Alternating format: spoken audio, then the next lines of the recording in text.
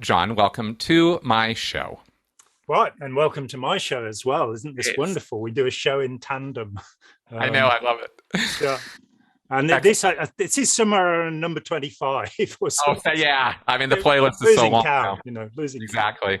Well, it's gotten to the point now where we pretty much are just having a conversation and we hit record. Hmm. Yeah, I mean, and kind of what we're doing, what we've been doing for a while now with this. And in fact, for today, we'll intro this, guys, by saying that we were having a pre-show conversation about critical thinking. And of course, this is near and dear to my heart, as it is to, the heart of all thinking people. and critical thinking is important stuff. And I have said in the past that that I believe, in a way, critical thinking is an antidote to cults and cultic behavior. And John and I have had some disagreement on this, and we were talking about that. And then John suggested, "Hey, let's go live." And I went, "You know what? Let's do it." So yeah. here we are, continuing that conversation. So and I apologize that I've ruffled your feathers, and I understand how. Yes. But I'm sorry about that. No problem. What happened was I was having a conversation with the wonderful Sarah Edmondson, and out of nowhere, and for no reason whatsoever, I pointed out that you, in a conversation you had with Sean Atwood, Yes. which we won't get into, No. had said that, and he was asking you for something, at the end of the show to just round things up, and you said cults are the antidote. Sorry, you keep getting the wrong way around it. Oh no! Critical thinking is the antidote to cults, and I sort of went, well, I don't actually believe that. Yeah. And that, has led us into a little thorny patch. And because, we're good friends and all of that, I can ask to be forgiven. And we can actually talk about, if you could pretty much say what you've just said to me, which is, absolutely, why critical thinking is, as a term, is so important to you. Why, how, this life-saving force for you. So tell us all about that. Excellent. Let me pontificate. I'll pontificate. I am big on critical thinking, and I use it as an umbrella term for a lot of stuff. So let me be clear about this, because critical thinking for me is not just a matter of knowing some logical fallacies or understanding how debate or rhetoric work. That's the very most surface level use of what I call critical thinking. It's a discipline, and I have used this discipline purposefully, not purposely, I mean, intentionally and not. At the first significant time I engaged in it was while I was still a Scientologist, and I was questioning the conspiracy theories that we were surrounded by, and that I was literally using to recruit new Scientologists, new Sea Org members. I would go on this whole roll, do this whole briefing. I had this whole picture of this international conspiracy, and I could map it out. I drew pictures. I used whiteboards. I was really into it. Oh, I wish I'd seen that. Maybe we should do a show about that. I know. It was impressive. So David Icke, Alex Jones, James Corbett. It's all. Oh yeah. That's right. Oh, I had video clips of Icke and Jones. We would have them watch a whole DVD from Alex Jones. Anyway, debunked. We probably have millions of followers if we did this. I know. That's so funny. So I, debunked that for myself with critical thinking, just sort of questioning, just asking some questions. And if I was really going to reduce critical thinking down to a core statement, it is be willing to ask questions. Be willing and able to ask questions. If there's anything that's going to get you there, it's going to be that. And by asking questions, I was able to start looking at information that I had previously not been able or willing to look at, that debunked the conspiracy theories. And then suddenly, oh, wait a second, if this is true, then this can't be true, and that means this can't be true. And before you know it, like a pack of dominoes, the whole thing falls apart. Or a house of cards or whatever. And so that was kind of big for me. That was kind of a big deal. But I was still in a cult environment, and oddly enough, was questioning some of what was going on around me, because this was post RPF, but still not questioning enough to get out. That took a few more years. Let's just throw in for anybody who's not acquainted with the terms. The RPF is the Rehabilitation Project Force, which is the kind of gulag, the labor camp where Anybody who has disagreed in Scientology, who works within the C organization, as Chris did very bravely, Yes. that's where you get sent when you've got to be reprogrammed. It's kind of like the Chinese re-education camps, but Scientology's version. Yeah. That's right, exactly. So I did that RPF program, and that that weirded me out for a bit, but then finally got myself out of the Sea Org after a few years, and was kind of done with the Sea Org life, and it was again critical thinking that came to the rescue, because within 3 months of getting out of the Sea Org, actually about 5 months of 3 months of diving down the internet rabbit hole. Curiosity was driving me. Critical thinking was driving that. If I wasn't critically thinking, I would never have gone down that rabbit hole. I never would have looked those things up. And so somehow that instinct or drive to be curious and satiate my curiosity, kind of pulls me along on these threads. And then after Scientology, after 3 months, I wasn't a Scientologist anymore. And that was a real big deal. And emotionally, I was incredibly pissed off. But rationally, I was in a better place than I'd ever been in my life. I mean, I was finally free of L. Ron Hubbard's bullshit, right? And that was big. That was a really big deal. Mm-hmm. Then comes the big question about 2 months, 3 months later. How do I make sure I never, ever have that happen to me again? And of course, the answer to that question is you can't. But you can fight. You can do things. You can defend and arm yourself with critical thinking. And it was actually Googling, how do I spot bullshit? How do I find it? How do I know when I'm being presented with bullshit? This was literally the question I was asking. And what came up? Carl Sagan, right? Bullshit detection kit, right? Which he, of course, the bamboozle, the demon haunted world. Yeah, that's right. That's right. So all that comes clear, and I read Demon Haunted World. I adopt critical thinking as a formal subject, like, oh, this is a thing. People study this. There's lesson plans online. There's curricula. There's books. There's all this stuff. I'm like, oh my God.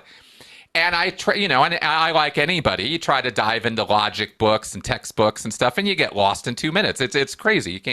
I can't think with symbolic logic and all this other nonsense. So I'm not suggesting that people need to become logisticians or get PhDs in philosophy to be good critical thinkers. And in fact, I think that in a way, some of that, you lose the plot of the practicality of it a little bit when you get off into the weeds of the academia of it. It's great to know the history of Socrates and Plato and all that, but it's not intensely practical. What you need rules, you need guidelines, you need some ideas, and what you really need at the heart of this whole thing, in terms of my description of critical thinking, is you need the discipline of critical thinking. And now what I do is I try to draw a martial arts analogy to it. It's discipline. It's a practice. You have to practice. You have to train your mind in the same way you have to train your body with martial arts. You don't know on day one how to punch through a board. It takes discipline. It takes practice, practice, practice. It's the same thing with critical thinking. You don't know on day one how to spot a logical fallacy. You don't know how to spot when somebody's telling you something that you kind of think it doesn't make sense, but you don't quite know why. Trying to figure out and dissect those kind of things and figuring that kind of stuff out. That's the intensely practical stuff. And then the last thing I want to add on that is, for me, and maybe this isn't as big of a thing for other people who talk about critical thinking, but for me, it's a life skill. And so I am always, kind of weighing it against its practicality and usefulness in life. And that means that I have to include the reality that human beings who think also engage in emotion.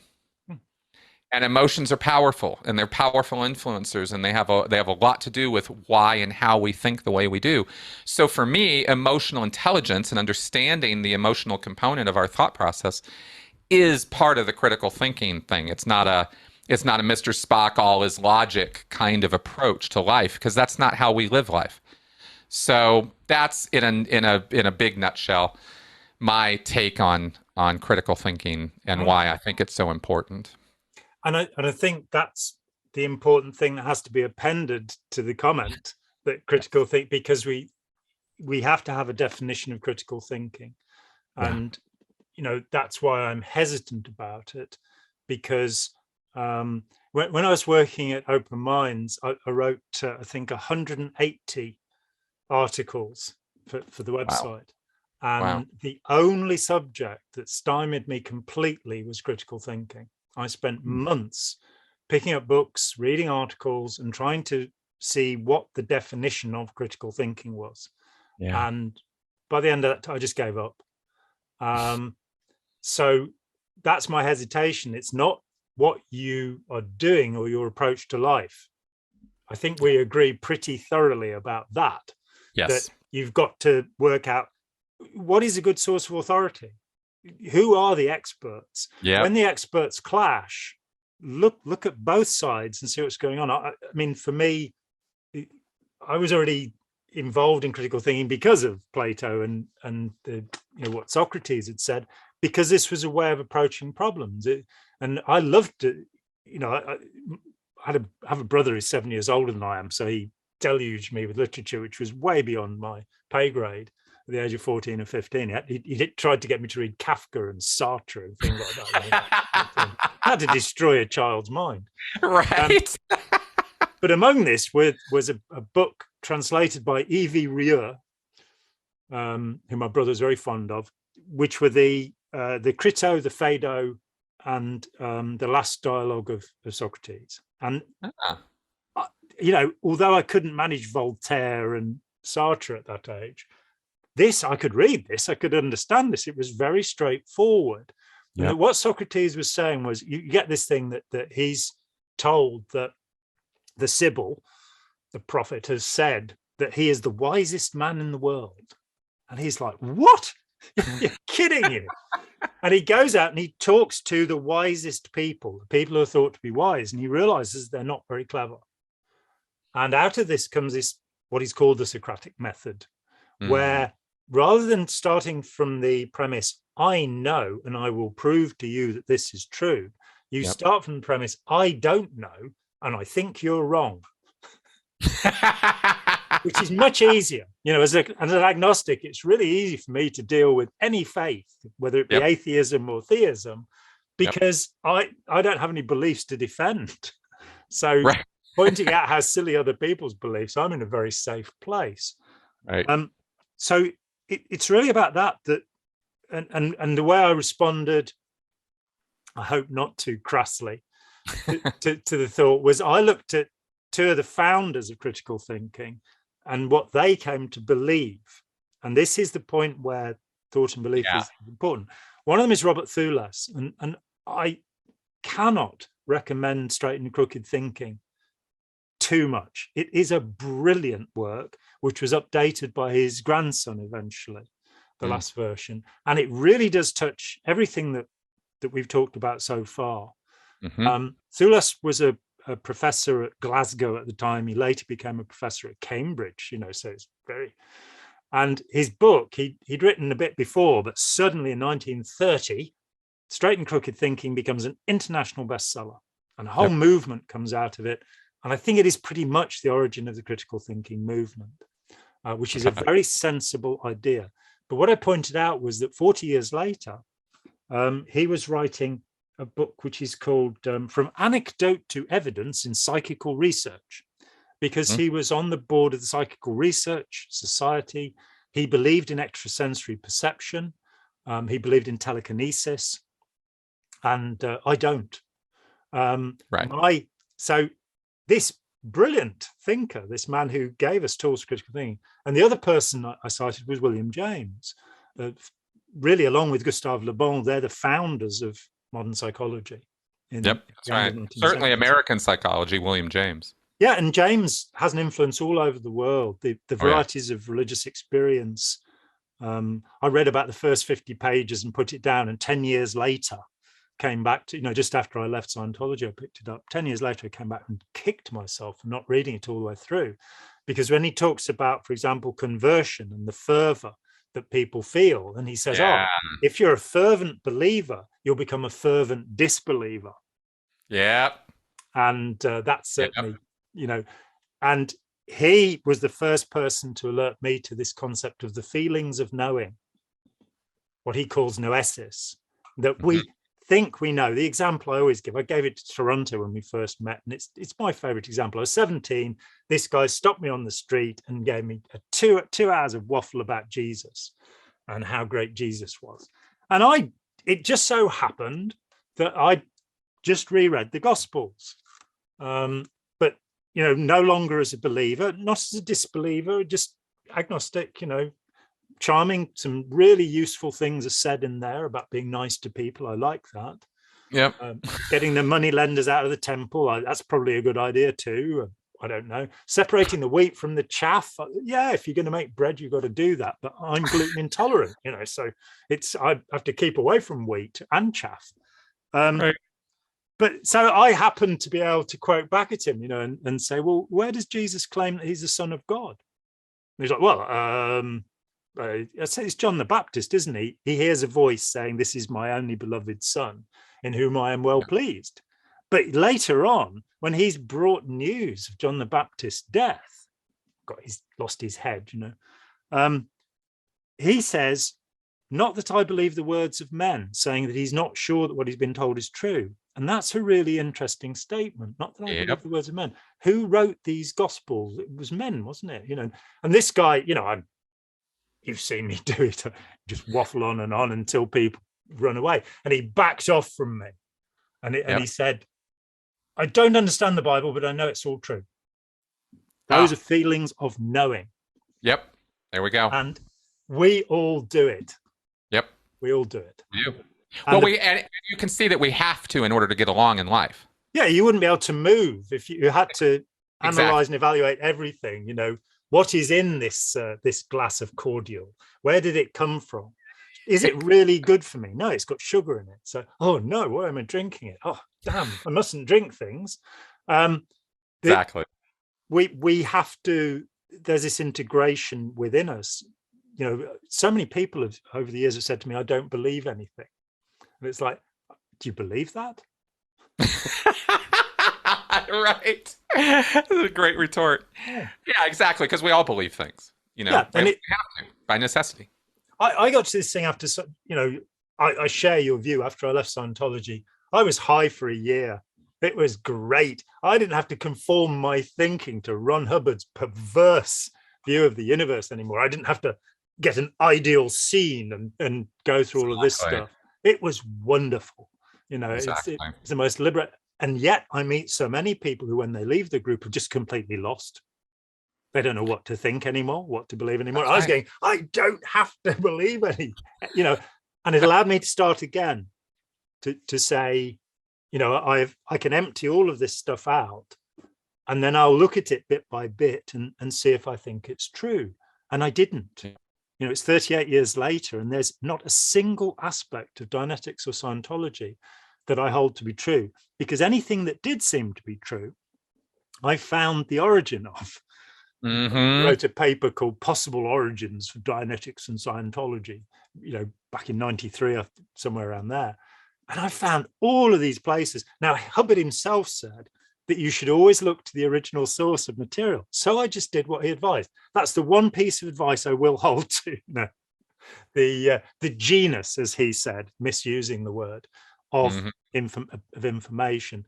But I didn't just look to Aleister Crowley, who's the origin of most of Scientology, from the birth engram through past lives and the visualization of creative processing and the guiding of the imagination, which is the heart of Scientology. I didn't just look to Aleister Crowley because he too is a plagiarizer. I looked to where he'd got ideas from, and on and on and on. And so any ideas that I've accepted, and there are a few, the core ones like abreacting trauma, reliving trauma to get over it, I'm not really sure how useful that is. I think it is occasionally useful to some people, but work done in the 90s suggests that debriefing, as it came to be called then, they took people after accidents, and some of them were debriefed straight away, by the paramedics, and others were not. And they found out that the people who'd been debriefed actually suffered the trauma for longer. Oh, that's interesting. Because you're reifying it, you're making it Yeah, more solid, as Hubbard would say. that's right. So, Right. the behavioral approach of, well, forget that. Find a new way of thinking about it and a new way of behaving, instead of going, oh yeah, when I was 3 years old, I wanted this custard and my nanny wouldn't give it to me, and I'm really upset about it still. It's colored my whole, it's like, just get over it, grow up and go and buy a custard, if you really want a custard that badly. Yeah. So, well, if I might address something you said there, just a little earlier, just on something I'd like to contribute on what you've run into, and completely understandable. You look at somebody like a Newton, or William James, or the other person you mentioned, the Robert Thewles. Yep. Yeah, Thewles. Yeah, exactly. And of course, with a modern look back, what I think when I see these people and these examples you cite is I see somebody whose emotional needs were not being met in some fashion, or who had some emotional attachment to a belief set that had to be true, or they really wanted it to be true. Now, I have not engaged with the Thewles guy, so I don't know if his experiments were legit, were unbiased, were an approach of, I would like this to be true, let's do some experiments and see, or no, this is absolutely fucking true and I'm going to show all of you people, right? And if it was that kind of an approach, well, that's not necessarily the objective approach we want in science. And I get that. I get how that could be frustrating, but I'll also point out something. And this is just from my own research into emotions, but the fact of the matter is that emotions have not been something that have been studied at a very deep level for a very long time. And our concepts of emotional intelligence, even, and the role that emotions play, what emotions even are. I mean, I challenge you to go get a solid definition that will hold up between neuroscience, psychology, psychiatry, and sociology for the word emotion. You won't challenge you to find anything that will between any of those subjects, right, where they'll agree about a damn thing. Exactly, right? So good luck with that. Yet emotion is clearly pivotal to the experience of every one of those fields. I mean, emotion has something to do with all of those. And so understanding what emotions are, what role they play, how they are both good and bad, what's the coin here, what's the good side and the bad side, is something that is a very recent study. And maybe that study is producing answers that make sense, and maybe it's not. Really only time will tell with some of that. But looking at the best we have right now on that line, I've taken it in and tried to use it and adopt it into my critical thinking repertoire. And I'm only pointing out that I'm able to do that where James and Thewles and Newton and these other guys weren't, because they didn't have the literature and research we have now. And I have to comment on that because science and progress and critical thinking is all evolutionary. It all builds on earlier stuff. So I get the frustration at watching people who are otherwise very rational engage in very irrational behavior, but I don't think that needs to nullify the importance or use of critical thinking in that sense.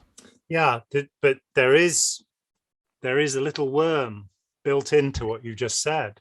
Yeah, that is critical thinking 1900, critical thinking 1950, critical thinking 1975, critical thinking 2000. Yeah. Where is the point where critical thinking became perfect? And I don't know that it is. Exactly. I don't know that it is yet. So if we look exactly to Newton or Galileo, they were cheats. They were not only not scientific in their approach, 50% of Galileo's experiments are forgeries. If you look to the 3 copies of the Principia Mathematica by Newton, he actually made his results table better in each edition without doing any more experiments. He spent more time doing alchemy than physics. And trying to prove that the Bible contained a code which would show the dimensions of the Temple of Solomon, which would be the dimensions of the universe. The guy was a lunatic. But Galileo, Kepler, you can put him in as well, Copernicus, I think what's important is to say that, or one of the important things is that the belief system you're within is not the significant thing, but you have to be aware of that. So if we're saying Chris Shelton's view of critical thinking is the antidote to cults, we might be able to get somewhere. But if we make the broad statement critical thinking, well, Robert Thulis's critical thinking, Newton's critical thinking, the problem is that, so I absolutely don't disagree with what you said. It is important to think about things. It is important to think critically. It is important, using the old skills of rhetoric, which is a topic that's been with us since Socrates, at least. And used to be taught in schools. All universities taught rhetoric from, the foundation of Bologna, I think, was the first of the European universities in the 12th century, Oxford and the Sorbonne in Paris. They are founded with this subject called rhetoric. Rhetoric drops out of the curriculum in the 1950s. It lasts all of that time, and it drops out because Latin is no longer taught. And so the lectures of Cicero on rhetoric, which I haven't read, in case anybody's thinking I'm actually clever, they drop out of the curriculum. And rhetoric says you first of all learn how to analyze a problem. That is, how to break it down into its basic parts. You then evaluate what you have, and you then should be able to articulate what you found. And all students were taught this. Now nobody's taught it. Yes. And instead, I will be first to say that is a crime against humanity. Yeah. And instead, we have all of these curricula which call themselves critical thinking. And they may have the 128 logical fallacies that you can go and do an exam on. I think Thulis is a really good starting point for anybody who's watching here, because you do get a very straightforward description of the fundamentals of this topic of how to think about things, and to, like the distributed middle. That's my favorite. That you find things like, how specious reasoning can be done. All cats have 4 legs, all dogs have 4 legs, therefore all dogs are cats. There you go. That's exactly. The syllogism of Aristotle, which L. Ron Hubbard mistakenly, in the false data stripping bulletin of all places, attributes to Socrates. It's false data, Hubbard. In the Phoenix lectures, he knew it was Aristotle, but by the time he gets to telling us about false data, I can't trust him. Well, it's probably the case that he didn't even write the damn bulletin, but, I stray from the theme here. Yeah, I mean, all of those later things are extracted by Ray Mitoff or whoever was at the helm. Exactly. Jesse Prince and Nancy Manny at Toronto. Jesse he said he found Nancy reading the famous OT8 bulletin where he described, he's saying he's Lucifer and the Antichrist, and she was crossing out the bits that weren't written by Hubbard. And Jesse said, you're absolutely right. I saw the construction. How do you know? And she said, I had so many communications from Hubbard. I know his inflection completely. And so, there are some, later on, Hubbard was too lazy to actually edit anything he ever wrote. He never reread anything, as far as I can tell. So he could contradict himself at will. So I interviewed a guy called Ken Rose. I was in LA in '93, and he'd been the head of Ron's Technical Compilations. They had to change the name from RTC because they got another one, and he'd left. RTRC, that's right. And he said everything, every fart, every burp, every whistle this man emitted from the early 1970s onwards was recorded. And we will never catch up with everything he said, and good luck to them. So it means Miscavige can now, grab, well, he said this thing here, and and we get all this stuff. But yes, false data series, the truth rundown, the key to life, all of those later things, he's just over the hills and far away. He's completely lost it. And every now and then, in the midst of the dementia, he comes out with something like, well, Socrates invented the syllogism. And you go, no, he didn't. It was Aristotle. Exactly. I think that the essential that again we'd agree on is that we need to be skeptical about the world, and just as you were skeptical about, conspiracy theories within Scientology, I found that same thing as a young Scientologist at age 20 or so. I read von Daniken, Chariots of the Gods. Oh, right. I remember those. Oh, those were so electrifying. I remember being a young man reading those things and just like, oh, yeah, what? It's the way, the truth, and the life. And I believed it. And I went from there to the Illuminati. I read the 3 novels of the Illuminati and went, oh yeah, see, that's what's going on. So I have to say, I was young and foolish. I'm old and foolish now. So the age has changed at least. So when I talk with people who are into, the Illuminati did this, and it's like, well, actually, no, the Illuminati actually disbanded after 10 years, the Bavarian Illuminati. And, while it is lovely to believe that the devil is controlling the world, or whatever name you want to give to this entity that you believe controls the world, this is a paradigm that doesn't work for me. I think there are probably about 150 distinct corporations in conspiracy and contest with one another in the world. Yep. Not just 1 or 2. And very much what you just said, it's C&C, it's conspiracy and competition. Yeah. It's not just they're all in some tight-knit conspiracy and they meet every year at G6 or something. This is, it's so much more complicated than people think. To get ready to talk to Sean Atwood, who is an interesting, if eccentric character. Yes. Who, as one of the commentators pointed out, has a head like an egg and ought to grow a beard so he can see that he's not an egg and whatever. But in preparation, I saw that he'd interviewed David Icke and I couldn't resist it. So I watched the one with you, I watched the one with David Icke. And I sat there going, he's making sense. What's happened to David Icke? Because he said, well, basically, the unidentified flying objects, of course, the Russians and the Americans seized the plans for the jet vehicles that the Germans had built. In fact, I can give a bit more information on that because I read a bit more than Ike's done, that they got this one, I think it's 45 meters across, the Russians, and the Russians actually got it. The Americans got blueprints because they'd managed to destroy the craft. These things had VTOL, vertical takeoff and landing jets. The Messerschmitt 262 had jet engines. They were the first people to build them, and they built these craft. So when the Americans and the Russians were trying these things out, did they try them out? No, we won't bother. They've got these things that fly beyond the speed of sound. We wouldn't want to do that, would we? When they tried them out, of course, they had to make stories up about them. And Ike gets to this point where he's actually realized what these things are. Then he starts talking about aliens. And You're going, don't you get it that it was the Russian and American intelligence agencies that made up the stories about Area 50, whatever it is, exactly, and Roswell and all of that as a cover. And they still are. I think it was only in the last couple of years, there's been a US agency report saying, and it could be aliens, and you go, no, it isn't. It's you lying swine.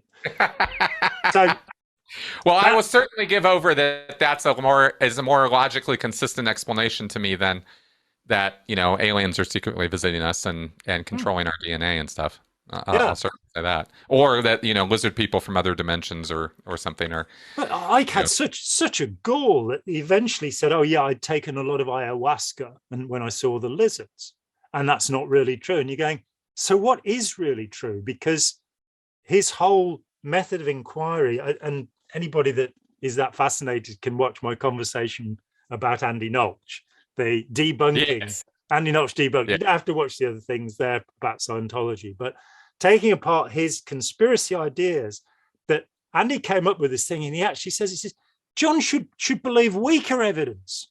There's such a thing as circumstantial evidence. And I'm going, when I've got strong evidence, why should I believe this?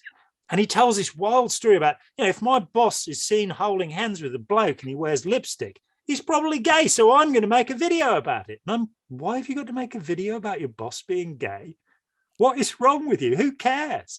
And you know that Arab men hold hands and that actors wear lipstick. That it's, your weak evidence is not necessarily, was he in a Gilbert and Sullivan operetta when he was wearing lipstick? There are It's context. But this thought that you can use, there's inference, which is where you've got information from which you infer, and there's implication, which is where you've got a hint. And so many of these people, they're implying, it feels as if it fits in with their way of looking at the world. So for me, I agree with you, but I would say that what we have to have is humility. Yes. Yeah, I was. That is what our critical thing is. Yeah. Am I willing to challenge what I believe? And am I willing to actually, can I come to the point, and it may seem masochistic, but I don't think it is.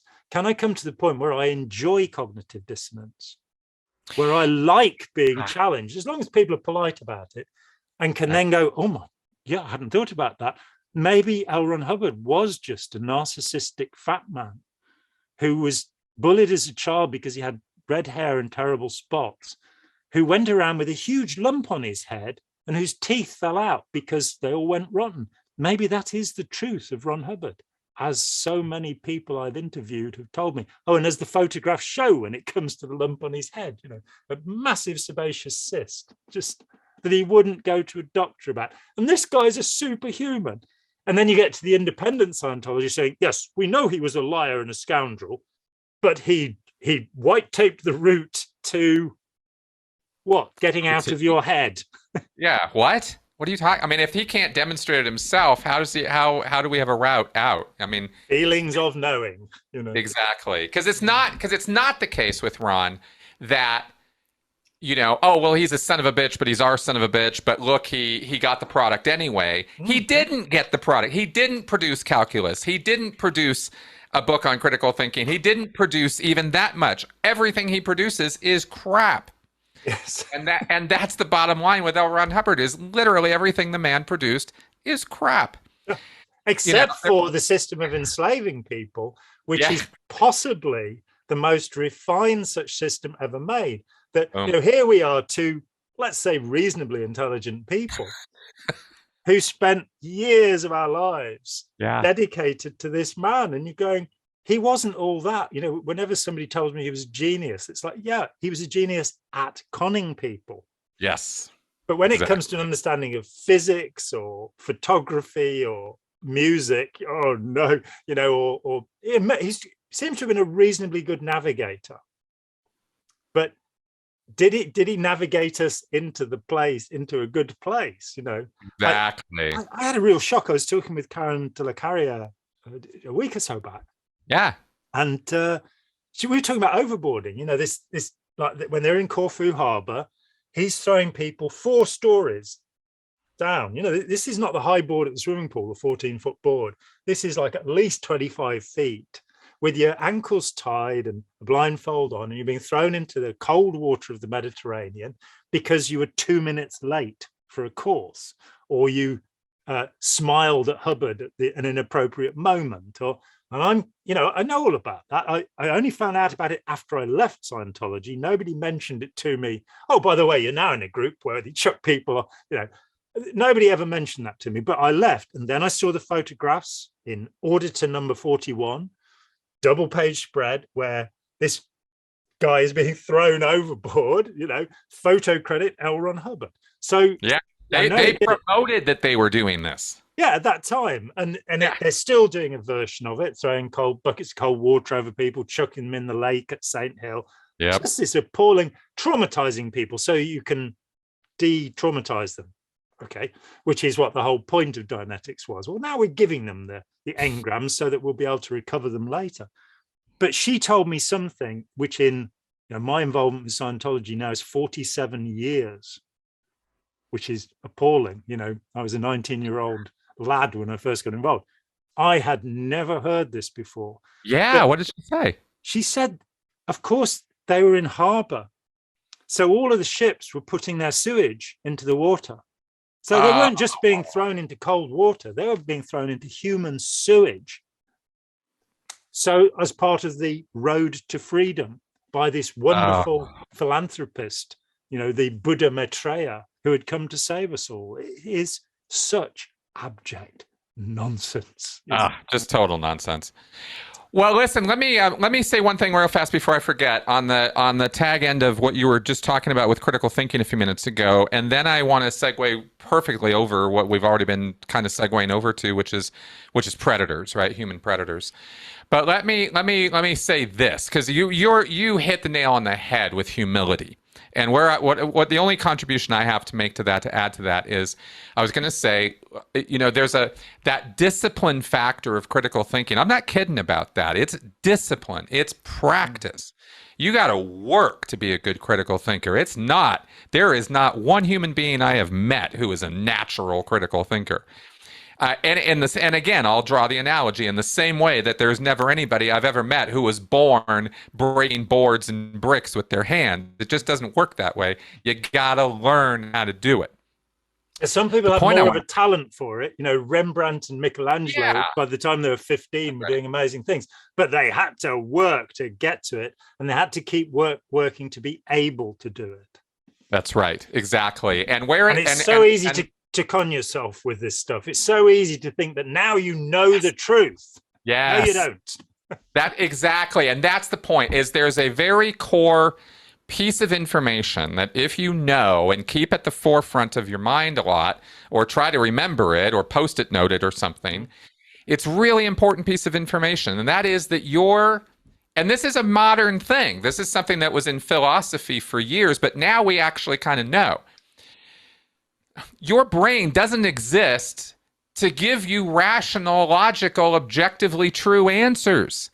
That's not why it was evolved the way that it has. It's never been its purpose to give you the objective truth about reality. Your brain only needs a story that makes sense to you. And that's it. That's all it requires for you to survive in the world. And, there was no purpose for evolution. Evolution just happened. Random mutation. The idea there's any design, intelligent or unintelligent, going on, it isn't there. What's more, the mind, and I'm accepting the philosophical premise that the brain is an aspect of mind. The mind is a predictive mechanism. Yes. It's going, what's going to happen next, and how am I going to deal with it? Yes. And when we get into the sense that we now know everything, we've cracked all of the problems.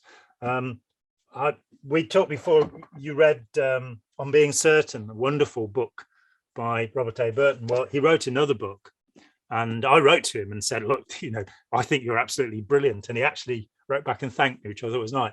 He's a neurologist. He was the head of neurology at Mount Sinai. A Skeptic's Guide to the Mind, in which he undoes many of the big claims made for neurology. And we come back to, I think it was Wittgenstein, who basically said, well, you have to be very suspicious about any mechanical basis for the mind.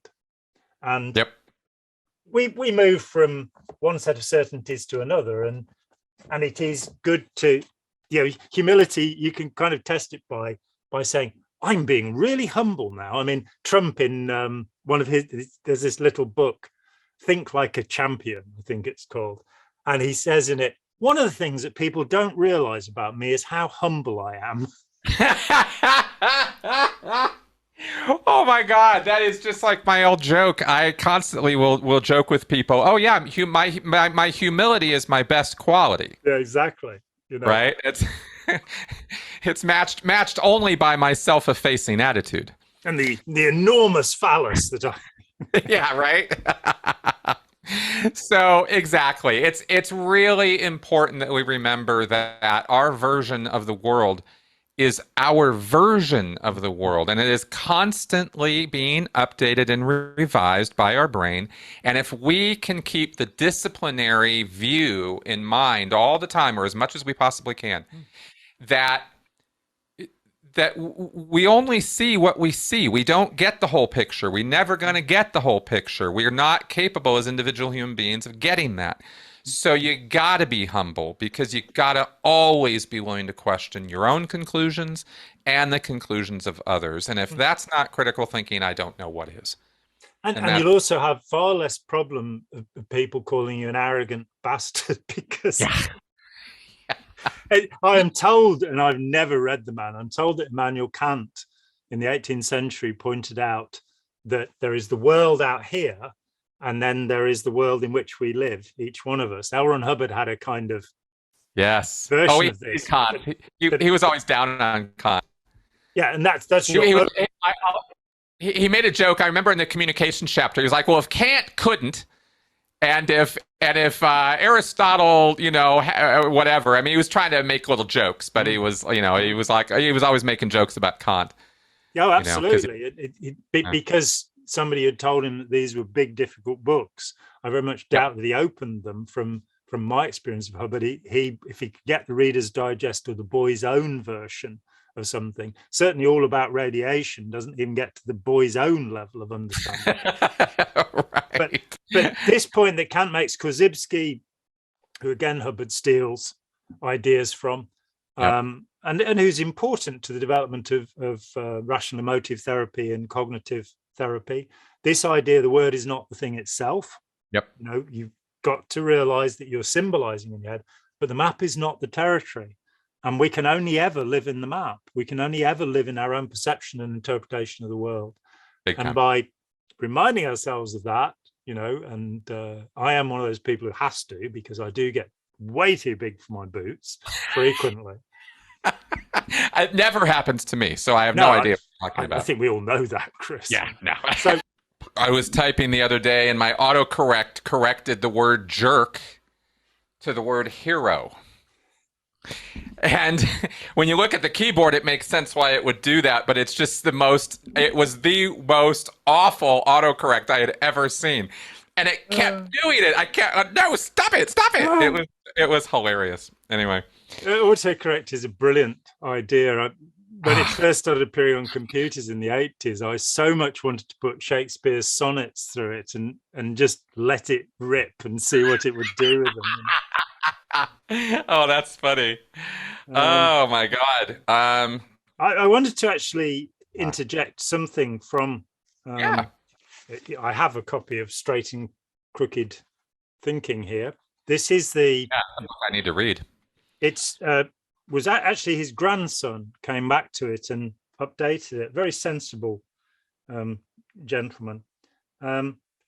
So there are so many things that could be said, but it says the learned author of a textbook on logic may be quite unable to come to reasonable conclusions on a question in which his own interests are deeply involved. Yeah. For example, job security for university lecturers. Education does not in itself save us from this disability. It ought to help us towards freedom from prejudice, but it does not necessarily do so. Learned academics are often as bound by their prejudices as anyone else. Learned persons may defend their most unreasonable prejudices by arguments in a correct, logical form, while the uneducated defend theirs by illogical arguments. The only advantage this gives the learned is the fact that they can marshal formally correct arguments in defense of their errors. This may make these more watertight against opposing arguments and opposing experience. Mastery of the art of thought may simply make unreasonable opinions more unassailable. So that's what we have to be careful about. And we have to keep, as you say, we have to keep coming back and thinking again and That's saying, right. That's right. So when you look at von Daniken, for example, in Chariots of the Gods, there's a picture of the Nazca lines, these beautiful images of birds in, is it Peru, which are laid across the ground. He says, an alien spaceships could have landed on these lines. What he doesn't point out is that the photograph is of a piece 1 meter long. So they would have been very tiny alien spaceships. Really, really small. Okay, Earthlings, we're going to take you on. And it's, and by the way, let me throw one more log onto the fire on the critical thinking discussion, just because I just thought of it and I should have said it earlier, which is the element of time, because that's an important piece of this. Okay, something I want to point out is, after getting out of Scientology and exploring the big wide world and looking at the realm of possibilities, I very much glommed onto social values and trying to make the world a better place through recognition of human rights and stuff like that. And I'm going to beat that drum till the end of my life, I'm sure. Yeah, me too. But when you get on that train, like with any other situation, you can get into extremism. You can get into taking it too far. One, this taught me that it's not the belief or the issue, it's how far you take it that is generally at issue. Unless you're talking about like, neo-Nazi beliefs or something. I mean, outright, obviously destructive stuff. But when it comes to human rights and stuff, nothing wrong with that. But you can get in an extremist headspace about it. And that extremism is never going to help. It's always going to make things worse. Whether Absolutely. It's going to be, that you're blowing off allies, that you're not getting allies, that you're not able to recruit people because you're just too extreme. You just come across as a radical crazy person, right? Nobody wants to be part of that. So I recognized elements of that in myself, in some of these values after a few years of being out of Scientology. And I went, whoa, hang on, this isn't what I want to be or do or, how I want to come across to people. And I had to pull the reins back on that. But I will again suggest that for me, in the way that I think about things, it was only because I was willing to question myself, have some humility, drop the need to be right about things and be right about what I have said and done in the past, because I have said some really stupid shit, We all. Haven't we all, right? And I have to own that I have done that, and that's part of the process, right? And so that humility element is very, very important, but also that you have to give yourself a little bit of a break, that it's going to take time to realize things sometimes. It doesn't hit you all at once. It's not a light switch. That's not how our beliefs generally work. Not a cognition.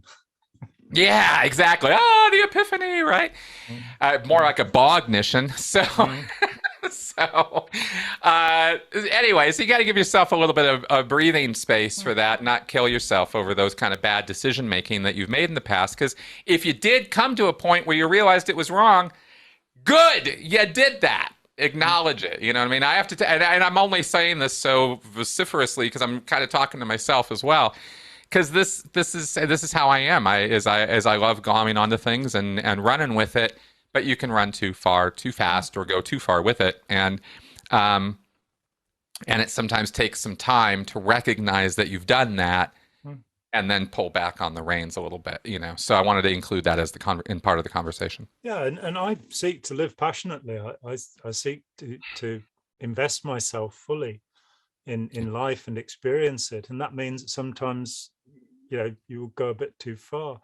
One of the things that Thulis says is that the point where critical thinking, straight thinking, as he calls it, goes out of the window is the point where you start getting emotional. And he says, as soon as we start investing emotionally, it is time to stop, take a breath, and think about what's going on. Yep.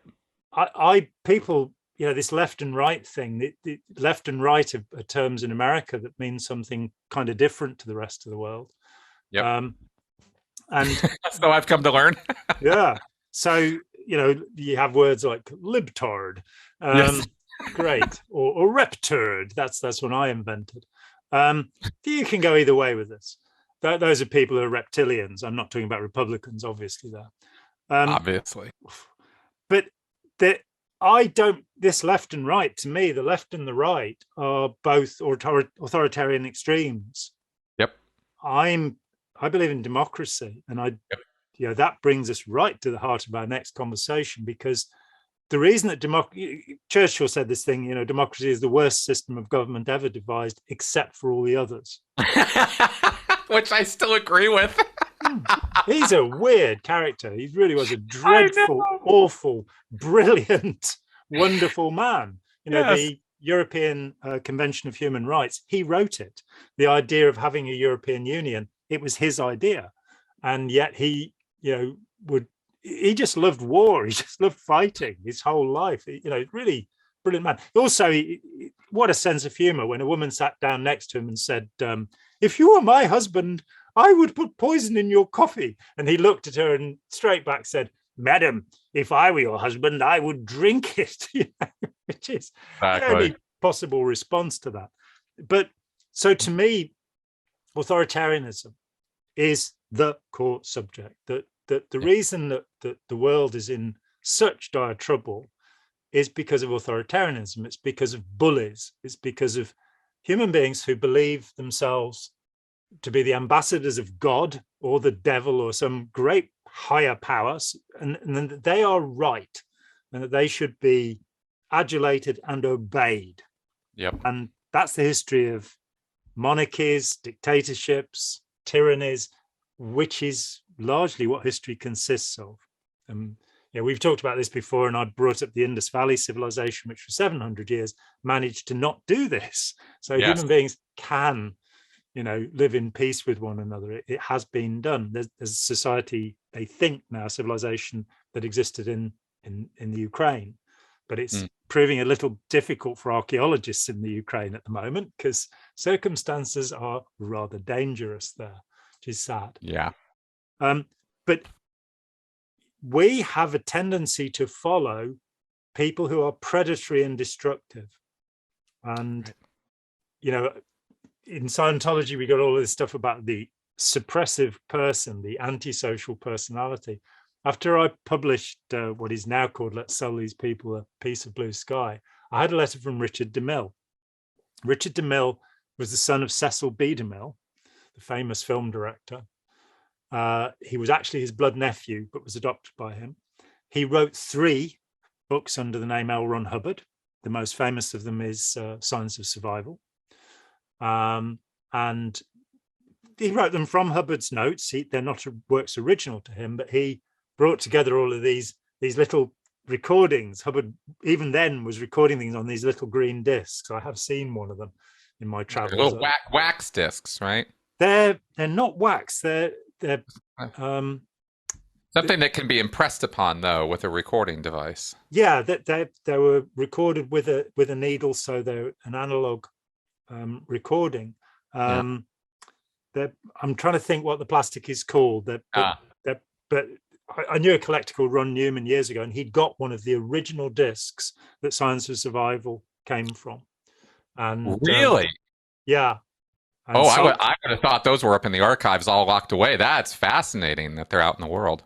A lot of stuff, went out and about, and a lot has been destroyed along the way. But Jerry Armstrong managed to. I think he said that he'd collected 600,000 individual artifacts and documents, some incredible number in the 2 years that he was doing it. And I talked with Robert Vaughan Young and Stacey Young, who of course took over from Jerry, and there's also like his baby boots. That's where it starts with, that they've got Ron Hubbard's baby boots. It's an article of worship for people. They could kiss them, and whatever. But DeMille wrote me, then became a professor of psychology. He wrote a book called How to Put Your Mother on the Ceiling, which smacked of the creative processing of Scientology, or Aleister Crowley, who originated it, to me.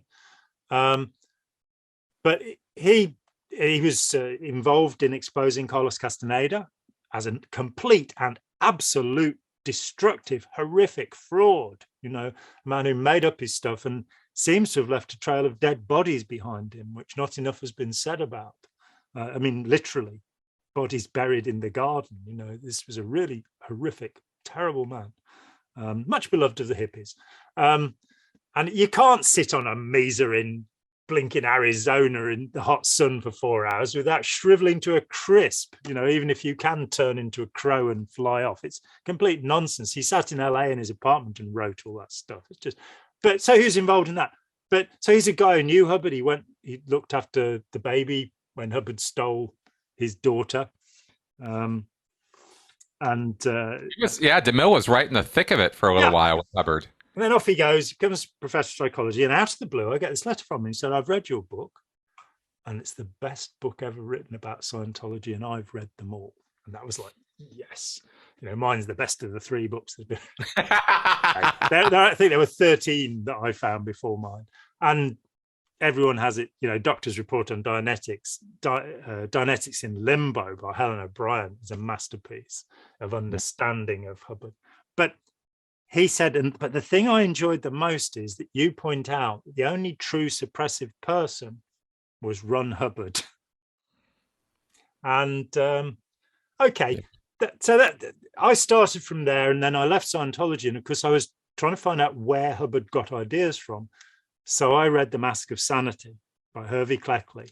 Now, this is the book that all modern work on psychopathy begins with, written in the 1940s. Robert Hare, the great Hare psychopathy checklist revised, which is used throughout the English-speaking world to diagnose somebody whether they're a psychopath or not.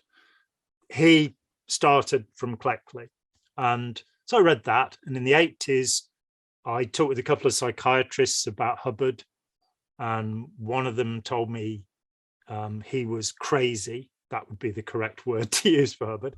But that was Frank Gabody, who was himself at the time was a Scientologist, so maybe his psychiatric diagnosis. And I got some idea of, what kind of person he was, and he did indeed seem to me to be a suppressive person. When I looked at Cleckley's definition, it seemed to be a lot more useful than Hubbard's. Hubbard evidently devised about half of his points from Cleckley, but then kind of wandered off. Yeah, I wondered how much Hubbard was looking in a mirror writing that policy, to be honest with you. Yeah, and very interesting that he conflates three things: a suppressive person, the anti-Scientologist, and the antisocial personality. Yes. They're the same thing. If you're against me, you're an antisocial personality, rather than an anti-Hubbard personality. Very much on purpose, right?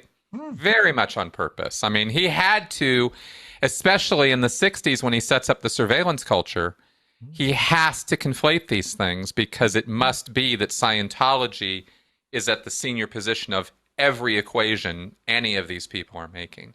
Yeah, I mean, one of the most frightening realizations to me was that Hubbard, I'm pretty sure, there are days when he believed and days when he didn't. There are many instances. So while he was working on Science of Survival at the end of 1950 and living with his girlfriend, Barbara Cloden, Barbara Snyder, he said to her, it's nonsense. It doesn't work.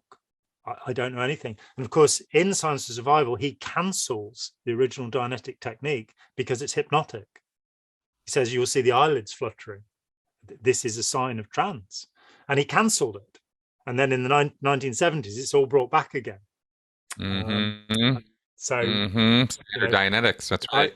I wrote a paper called Never Believe a Hypnotist, which is a quotation from Science of Survival in 1951. Never believe a hypnotist. This is a man who admitted he was a hypnotist. See, never believe a hypnotist. Okay, what are you trying to tell me, Ron? In that paper, you've got the chapter and verse of him saying the technique used in book 1, Dianetics, Modern Science and Mental Health, is dangerous. Not only does it not work, but it does harm. And then it's brought back again. So, that's a little bit of a contradiction. So he, some days, again with Sarge Fouth at the end of his life, he's saying, I've misled people. It doesn't work. And I think that's true. But other days, he thought he'd cured himself.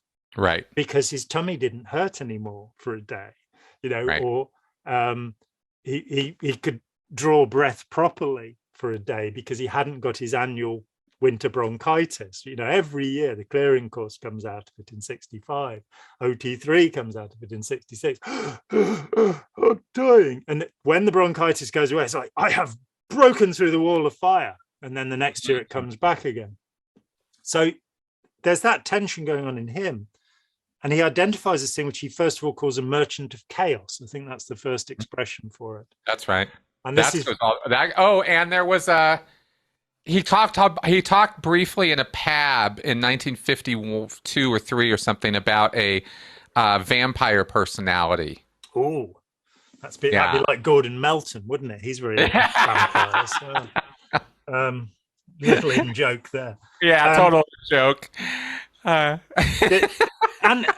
And so, I leave Scientology and I'm, reading Cleckley, and that quite interested me. And as these thoughts, this is in the 80s, as these thoughts percolate through, I'm trying to go, yeah, there are people who are like that. There are people, and for a while I called them dismissive people, because they're people who just put you down. And then, I don't know, five years ago or something, I decided, read the literature.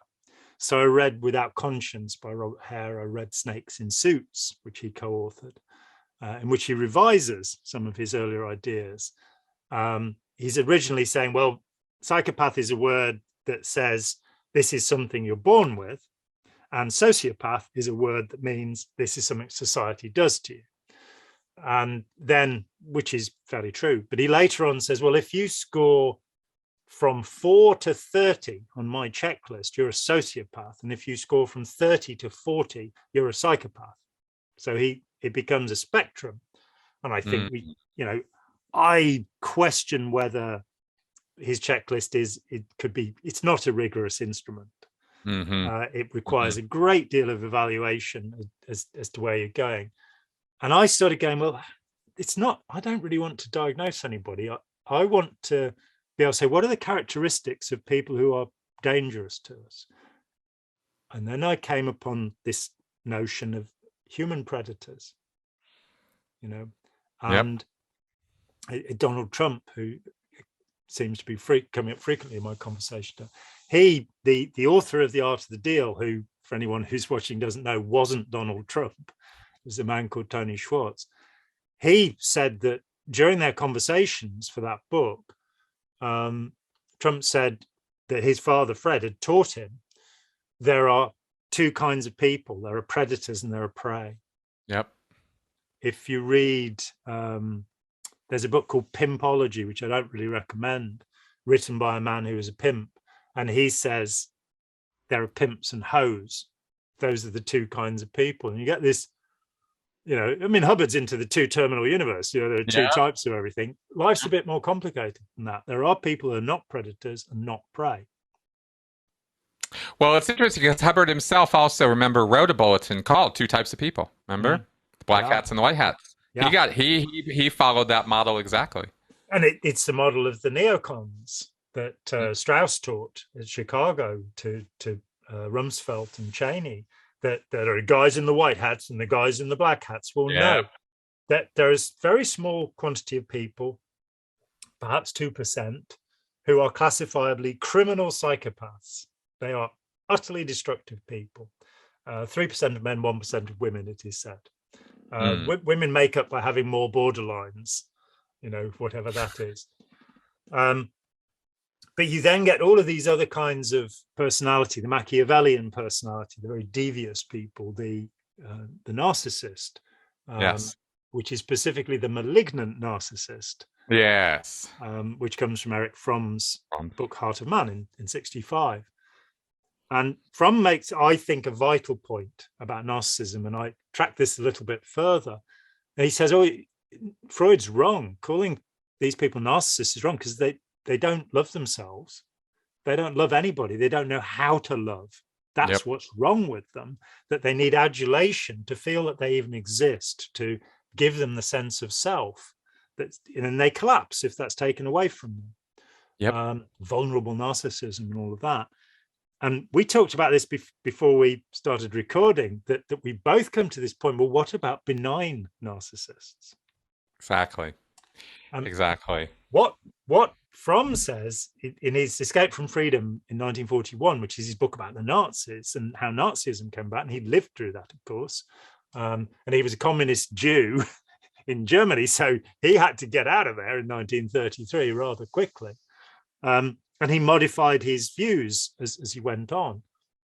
But he says probably about 60% of people fail to develop a self. They are a pseudo self. And they well, what do you think I should order? Well, how do you think I should look? Well, am I doing this right? We've got a new BMW because the neighbors have a BMW. Am I living up to the expectations, what Freud would call the superego?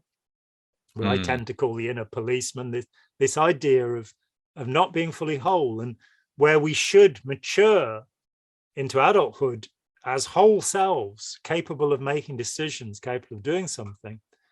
Maybe 60% of people don't. And they become authoritarian followers. They become people who, because they cannot trust their own opinions and their own identity, look to somebody else who, you know, maybe paints everything gold, or not mentioning any names, and seek identity as part of a group, as part of a following. Now, at its extreme, the benign narcissist, so many of our artists, so many of our performers are actually people who are hollow.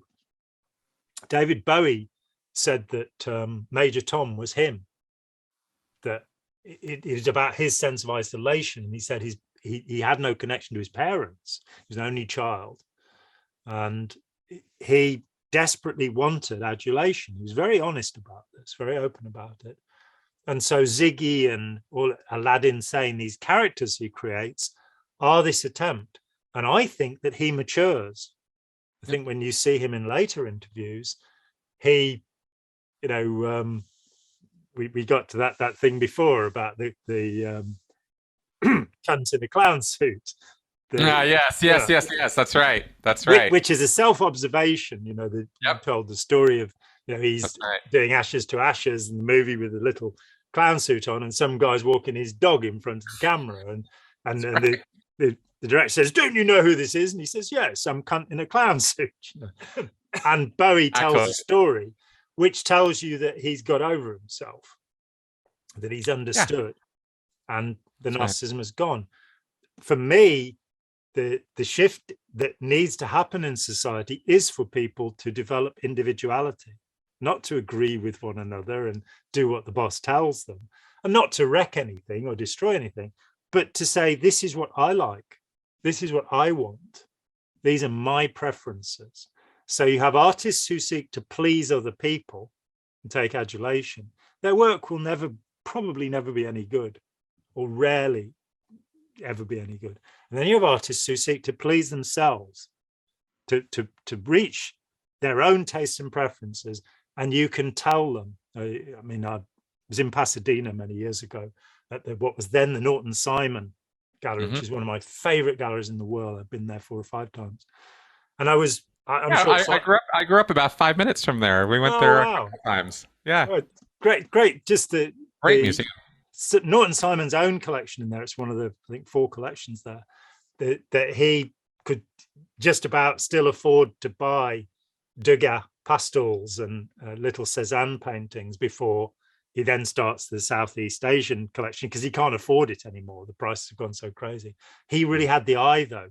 If you go to the Tate Gallery in London, most of the stuff in there is rubbish, because it represents, we bought the cheapest thing we could get by that artist.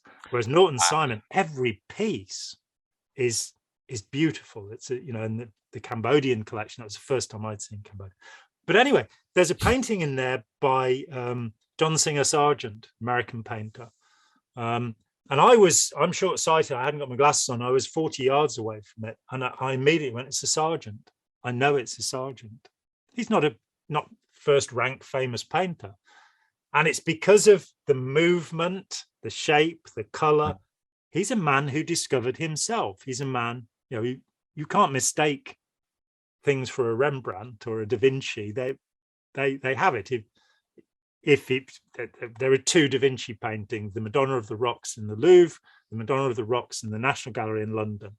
The one in the National Gallery was painted by pupils. It's obvious. When you see them, you can see that one is a masterwork. These are people who have, expressed their own selves. They've become individual, and as individuals, they might be quite difficult. Rembrandt was incredibly boastful. He knew he was brilliant. Michelangelo, actually, they had to cut his leather clothes off him because he had not washed or changed his clothes for months by the time he died. So I'm not necessarily saying they became saints and angels, but they became themselves. And that should be the objective for all of us, not how well can I imitate David Bowie, but how can I become this person, which is me? What is the best of me? And in doing that, we can shift that kind of 60% of people into a majority, possibly, where democracy would be possible, where people would vote. You know, I saw something coming from Israel's endless elections. You know, they seem to happen every 2 weeks. And a woman was coming out of the polling booth, and the journalist said, "And who did you vote for?" He said, "I voted for Netanyahu or whatever." "And why did you vote for Netanyahu?" "Because my rabbi told me to." It's not really democracy, is it? No. Not exactly the idea of it, no. But if you're dealing with people, but it's a tough call when you're dealing with people who are apparently incapable of individual thinking for some reason. I mean, according to the theory here. I think that's the thing that you know, there are two aspects of play, aren't there? Nature and nurture. Yeah. And I think because our nurture systems, our educational systems are authoritarian, they're about obedience, doing as you're told, that if kids were taught, I always come back to our friend Ira Chalef's Intelligent Disobedience, a brilliant book, everybody should read it, very straightforward and obvious, you know, that you know, he had somebody in one of his talks who said, "Oh, I have an example of what you're talking about," and he was under the desk here and brought out a guide dog. Said, "I'm training this guide dog. If the guide dog has a blind person, they have to be able to say no. They have to be able to say, you're going to walk into something, stop." Why don't we teach our children this assertiveness?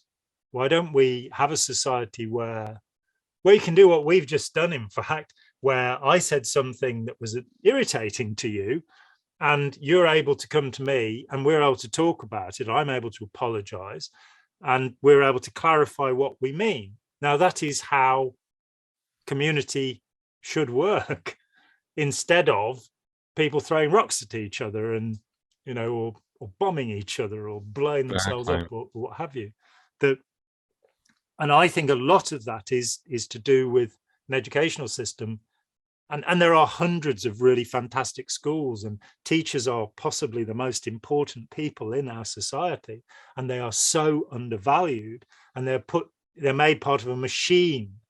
You know, my two youngest boys, who both thankfully out of school now, but the amount of times that in different schools, one after another, was I'd be talking about them getting an education, and the teachers would be saying, no, they have to jump through hoops. And that was the expression that was used, jumping through hoops. And eventually I sat in a room with 4 teachers and a educational psychologist and said, when do they get an education? And there was silence. And it was like, you know, when Matthew Lipman, the great educationist, he quit his job teaching philosophy at Columbia because he said, by the time I get them, it's too late. They're 18, it's too late. So I think that we can, I have this wonderful thought that in a few years, we could actually change society all over the world. It's one of the, you know, what the great virtue of YouTube, that which now, you know, counts what 90% of education on the internet comes through this channel. I'm not tremendously pleased about the people who run it and their ideas about how the world should be, you know, monetizing things. And, you know, it seems, I don't know if you get this, but most of the ads that are on my channel seem to be trying to recruit people into some kind of cult thinking. And I'm glad they spent their money on putting it on my channel, because they're going to get less recruits, hopefully. Yep. You know, it's abundance, or, you know, do what Ken Wilber says, or be mindful, or, you know, no. But I do think that we can sabotage a system, I think, by putting ideas, by helping kids recognize human predators. By helping them see the techniques that are used, and by teaching critical thinking, by teaching ways of being able to tell whether, you know, I use the Institute for Propaganda Analysis system, which has just 7 points in it. You can find it on Wikipedia. It was written in 1938. I went to the great expert Anthony Pratt-Karnes a few years ago and said, I'm writing a piece about this. He was on the board at Open Minds then. I'm writing a piece about this. I'm starting with the Institute for Propaganda Analysis. And I thought he'll come back and say, oh, that is so out of date. And he came back and he said, it's brilliant. And they were closed down in World War II because people would see that Uncle Joe Stalin, maybe wasn't quite the way to pitch this thing. Looking at those World War II posters, it's frightening. Our friend Mao and the nasty little Japanese people, all of that. Wow. If we teach kids these simple things about, seeing that something's not right, I think we could change the world. And I think it could be done in one generation so one of the things that bothers me is that most of the people I talk to, you and I are sort of on the edge of what's called the counter-cult world. I think we're both more concerned really with helping people to think and be themselves rather than, I don't think either of us is fighting to destroy any group. We have kind of exposed Scientology a little bit now and then, but the idea is to help the people who've been trapped in it, not to hurt them. But in the counter-cult field, there's so much of this infighting, so much of this pessimism. These people are, we're fighting a losing battle. I don't feel that at all. I feel tremendously optimistic about the human future. I think we now do have the tools, the toolbox, and the means to use them. The only problem is distributing those things.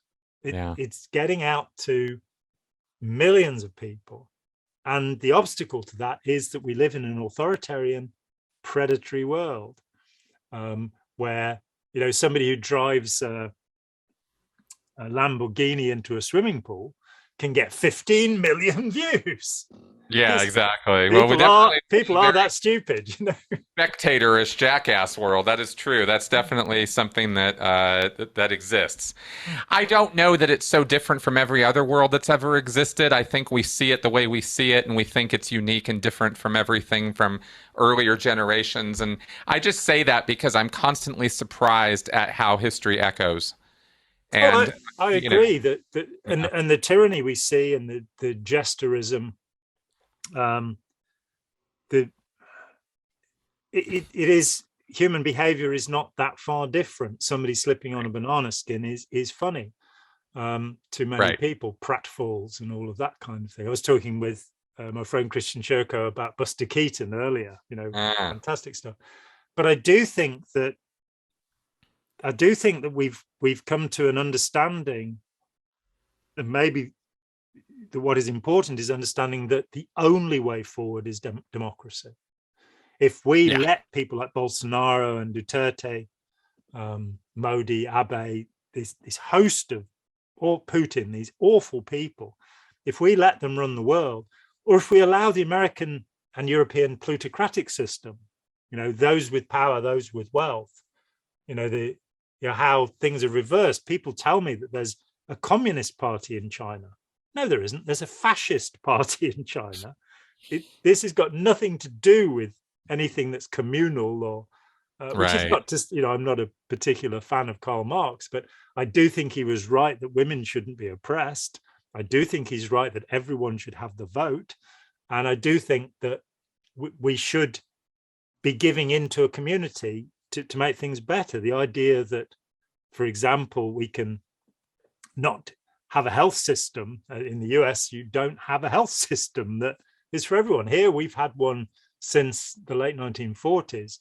And it's a really good thing because it means you don't develop diseases, incubate them and spread them. Unfortunately, our country is being run by an idiot who did all of the wrong things. So we have incredible death toll from COVID because the sensible things that were done in Taiwan and South Korea were not done here. Or here. But if you don't have a health system, then poor people are going to get diseases and they're going to give them to the rich people. So you have to have a certain basic level of good sense here. And this idea that you would think that these kind of things would be more obvious. You really would, that way, doesn't it? Yeah. I swear to God, you really would think that would be that way. But people are what they are. I agree with you about the educational component. I don't know about one generation because I think it would take two because I think it's going to take one generation just to get that implemented. Well, let's talk about what a generation is. Let's be very exact. Technically, Oh, okay. a generation is 30 years. Yeah, I was thinking about that. Because I look at the worldwide education system and I look at my ideas of how that could be improved. And I'm talking about things like not getting rid of standardized testing, but the sorting hat at the beginning of this whole thing is not there, and it really needs to be there. We try to crunch every kid into one mold. That's wrong. Because we have you could easily justify at least two molds, a vocational aspect or a vocational sort of direction of training versus a more intellectual or academic role or move forward. And I'm not talking about sorting on IQ. I'm talking about sorting on child's interest, proclivities, activities, things they're good at, stuff like that. You got to make decisions there, and I think more decision making could be made that might customize or tailor, our education for the kid and how the kid learns and what the kid's good at and is interested in, is proficient at. And and I think there are ways and means of finding out or developing those skills and again sorting more properly so that people are living the life they actually want to lead. More, through education, it actually empowers them to live that life, carry out those skills, do those things they want to do. Because there are people who really enjoy the physical labor and the arts and the this and the that. And there are other people who are really into the intellectual side of life, and give me the numbers. I just want the numbers. I just want to play with numbers all day. I get joy from numbers. And you go, good, there you go. There's the numbers. You go have fun. Whereas the guy who's more interested in fixing the cars because he really likes engineering and mechanical things, they get a different sort because they're different kinds of learners doing different kinds of tasks. And so you have to have a base education of reading, writing, arithmetic, and all that. But you have to customize too, and that alone would be huge. If we could then add on top of that a component of critical thinking and humility and teaching about the way of life with predators. Oh my God, that would be awesome. And I think I agree with you, and I think so much of we have to go back to the beginning. We were saying with critical thinking, the idea is to question everything. And our educational system, I got into this, and it fascinated me. Where did universal education come from? It was first in the Austro-Hungarian Empire in the 1760s, and it collapsed. They tried to educate everybody. The next time is in Prussia. Okay. There are two Humboldt brothers, and one of them is where Darwin comes from, that he is a huge fan of Alexander von Humboldt, after whom there are more plants, animals, rivers, mountains named than any other individual, because he's the man that opened up the natural world at the end of the 18th century. But his brother, Wilhelm, is commissioned by the King of Prussia to set up an education system because the Prussians had been beaten by Napoleon at the Battle of Jena, and they were pissed off. So they set up a system which has run from, I think, 1806 till now. And the idea was you need to train soldiers. People have to be obedient. That's what school is for. In this country, universal education, I think, is the 1870s. And the idea is women need to work in factories, so the children have to be somewhere. And then the middle level is we need civil servants to tell the Indians and those people in the subcontinent what to do. And then you get the Boy Scouts, which is we need soldiers. That is absolutely where Baden-Powell, I think that's how he pronounced his name, got the idea from. And the chapter on masturbation, which causes all mental illness, according to Baden-Powell, was taken out of Scouting for Boys, and in the new later editions it's back in there. And I didn't know that. Did you know that masturbation is the cause of all mental illnesses? Yeah, I it's not pretty only did frightening. not know that, but in my scouting experience, that absolutely was not in the Boy Scout manual or handbook. So Yeah, it is. I, It's in the I will swear on original. a stack of Dianetics books. Nobody ever told me that when I was a kid. Yeah, so Fascinating. it's a Fascinating. it's one page in there, and you must resist the temptation and have a cold shower immediately if you have thoughts like that, because otherwise your mind will go soft, and that's what will Wow. happen to you. In America, the education system, I think the 1880s, is to homogenize the population because you've got so many Mhm. disparate groups. Yeah. Well, And I mean, you talk about that whole melting pot thing. I mean, and truly a social problem. Let's not make any mistake. That was an issue. I oh, and don't know if this was the perfect solution to it it wasn't a by any solution to means. it. We all know that there are Italian Americans, African Americans, Yeah, Greek Americans. Those societies never did, you know, amalgamate. And you've got the Russian mafia now as well.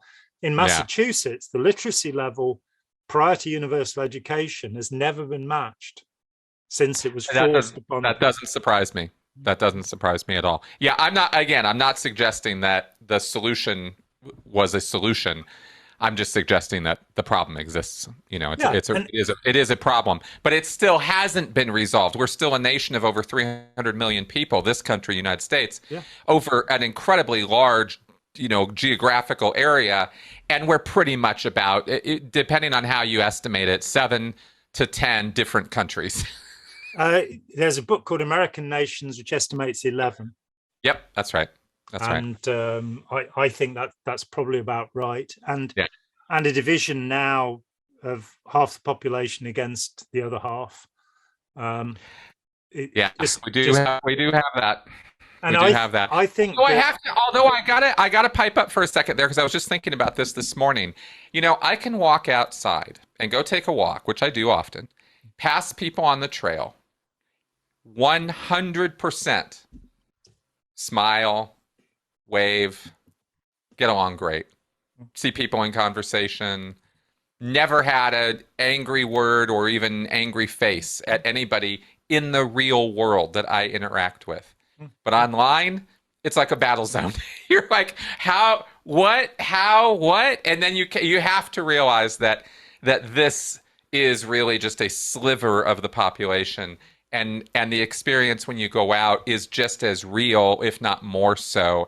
And I just put that out there as a little word of encouragement because it seems like half the world is against half the world. I don't know that that's actually true. well, I mean, I don't think it is. I think that as with any such situation, there are a small percentage of people Yeah, who belong to certain organizations that begin with K's and letters like that, that's right. that have become extreme in the way they behave, and that's caused. But I think that in going into the education system, my point is that we need to look at why are we doing this, and we're Yes. doing this to make people pro-social. We're doing this to make people, to get people so they'll be able to live, they'll be able to pursue life, liberty, the pursuit of happiness. That Yep. This is what it's about. It's not about gross national product. It's not about enslaving the population. It's Yep. about getting the best for society, and getting a society that is, rich in its humanity. And Yeah. I would say that there are so many things that would be simple to change in the education system. We'll be talking forever, so I'm going to just say them very quickly. The first is Matthew Walker, a professor at Berkeley in neuroscience and sleep medicine. His book, Why We Sleep, points out that we now know with no doubt that 30% of the population or thereabouts have a later clock. Oh, right. And we know that if you don't sleep properly, and there's no drug that can get you to do this, if you don't sleep properly, if you don't get enough deep sleep, enough REM sleep, and the other two cycles of sleep, then you will be grumpy. Your concentration will be poor, your memory will be poor. And it's been demonstrated in schools since the 1980s that if you force kids to go to school too early, they will be more aggressive, Yeah. They will learn less, Yep. and you will therefore have a worse society. So point number one is let kids sleep. What's more, he points out, because that they come home from school before their parents do, that's when the trouble happens. So send them to school later. Number one. Number two, every 2 years, the PISA tables, I think 150 countries now are involved in PISA tables. These check for literacy and numeracy around the world every 2 years. And Scandinavia always comes top in literacy. Finland, Sweden, Norway, Denmark. And there are some weird things in their system. They don't start teaching reading and writing until you're 7. And I would say that part of the brain, Wernicke's and Broca's area, if we get into it, motor cortex, aren't actually developed enough in most people to learn to read and write until they're 7. And what happens is that parts of the brain are commandeered, what's called neuroplasticity, which are not actually ready, and you will produce what is called functional illiteracy in many people. They can read what's on the page, but they've got no idea what it means. And this is massive. There's a huge amount of people. So pushing people to do something. I'll certainly attest to that as somebody who did educate people, even if it was in a Scientology context, for literally decades of classroom experience. I can speak to a wide range. And this is in a Scientology self-selected group where the people are already actually, by necessity, generally on the intelligent side. You don't have a bunch of dunces in Scientology. I'm just telling you, you don't. They filter, they self-select out of there pretty quick because the words are big and they're hard to read. And they haven't got enough money to pay for the courses. Yeah, and the money, exactly. So you kind of have a better, not everyone's a better class. You're going to have a higher level of average intelligence, I'm going to say. I'm just going to go out and I'm just going to say that. But even then, you better believe I was teaching people grammar and the basics of literacy every other week. Yeah. Grammar and small common words were the biggest thing. And despite Hubbard's extreme views on every word has to be understood to every definition, I'm just telling you, there are people who did not know how to correctly use the word and, much less as. The conjunction and the preposition were the most difficult areas to get over. That this is a joining word. Yes. Negative in the case of but or yet, and neutral in the case of and. This is a preposition. That I too sat there again. I can remember this one particular woman who seemed perfectly intelligent, but every time we sat down, she couldn't define the word of, and it would be. Eventually she got round it. She declared herself super literate, so she wouldn't have to do it. Then they found that she'd faked all of the statistics that had got this, and then on we went. But functional literacy, forcing kids to do stuff before they're ready, making education boring rather than being a game, rather than being an adventure. The Scandinavians have a few other things they've got going. One of them is they only do one exam in the whole of their time in school. Just one. The entire time? Yeah, just one at the end. They pass a certificate at the end of their schooling. They're the most literate people in the world. Oh, good point. No, good point. I can't argue with those statistics. If that's the way it is, then they also have a higher per capita income. I'm curious. How do they deal with if I might ask, and if you know, because I think to myself right away, I was picking up reading really quick with comprehension. I was just that kid. Yeah. What do they do with the quick learners? Because it would have been torture for me to wait until I was 7 years old. I don't think they're going to stop you from learning. The point is that they don't inflict it upon you until. Okay. We had some Swedish teachers who came over here and they were really horrified by our schools. Because we have high wire fencing around them all, because we had a school shooting. Mm-hmm. Don't blame. I get it. No, Unlike America, we don't have one every other day, which is, so we have all these high wire things and it makes you think you're in a prison. The second thing was that we've got all these things hanging from the ceiling and all of these bright things on the wall. And the Swedish teachers go, oh, this is really... Scandinavian schools, half of the syllabus is taught outdoors. These are Oh, cold really? places, but they spend half of the day outside. So you've got a whole different Oh, it's a whole conception, different approach. yeah, of Oh, wow. what learning is. Okay. Okay. If you then say, well, why do we teach the subjects we teach? And I would say that I agree with you that you should have basic skills. I'm not going to name any names here. A few months ago, I was asked to connect a television set to an aerial, and I drilled a hole in the wall, and I put the coaxial cable in, and I made the connection. I was astonished that the man who was asking me, who had been a university lecturer, did not understand how to do this. That's what I'm talking about. What that sorting hat, man. That's exactly what I'm talking about. Is you got people who think this way, you got people who think this way. It's there. You can test for this. I know you can.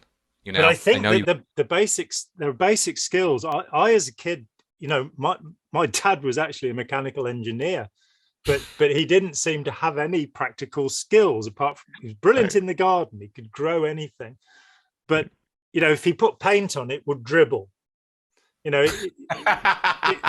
Well, I happen to think, since this is coming up as a topic, that all of the basic life skills should be part of our formal education. Exactly. If you come out of school, you can't balance a checkbook, fuck you, right? If you come out of school, you don't know how to paint a wall, what? I mean, these are things you should definitely learn how to do. Taking a wheel off a car. Yes. Absolutely. Here's how your car works, But again, you're going to have people who get really into that, going to be super specialized in that kind of thing.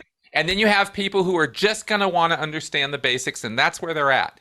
And you go, good, here's the basics of it, so that when the car is making weird noises or black smoke comes out, you don't change the tire. You have some idea that maybe that's being caused by a lack of oil or something like that. You get rudimentary understanding of things. You've got a phone and you can call somebody. But yeah, and these are the kind of things that you're teaching kids where it is impossible for them to raise their hand and go, when am I ever going to use this? Because it's obvious by the very nature of the lesson that it's a life lesson. Like those kind of. I think all those kind of skills should absolutely be part of the picture. And then let's look at the elephant in the room. What about teaching kids about relationship? How to have a conversation with somebody, how to resolve an argument with somebody in the way that we've just done at the beginning of this, where we're not shouting at each other or throwing anything. We have care and concern for each other, and therefore it becomes a responsibility for us to share our knowledge. And I've just there given the 4 points, which are Eric Fromm's definition of love: care, concern, responsibility, and knowledge. Why don't we teach our kids about that? And it's vital knowing what a watershed is, obviously, being able to do a quadratic equation, knowing that Magna Carta was signed in 1215 at Runnymede. These are really important life lessons.